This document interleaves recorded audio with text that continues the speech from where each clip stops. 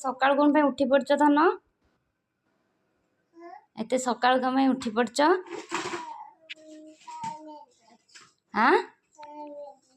time हो जाइए एटा कौन धरिच सबू पैसा कौन कर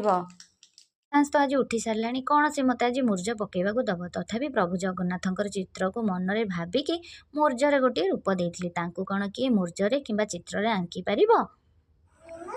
सबू रंग ढाली धन तले तुम रखिद से सबू तुम ये बसिकी खाली देख मामा बनइब रंगोली है ओके तापर मुझे बाहर को से प्रभु शिव को टिके आंकी देती कारण आज एक बार भी टिके पूजा करार ये प्रभु शिवंर चित्र आंकिकी पूजा कर सारापर मुझे ठाकुर पूजा करने को ठाकुर बासन सब मुझे आगुरी रेडी करके रखी मजा धुआ करके तापर ठाकुर को जेहेतु कार्तिक मास टिके भलरे फूल धूप दीप चंदन आलती देकी ठाकुरंकर पूजा टिके कर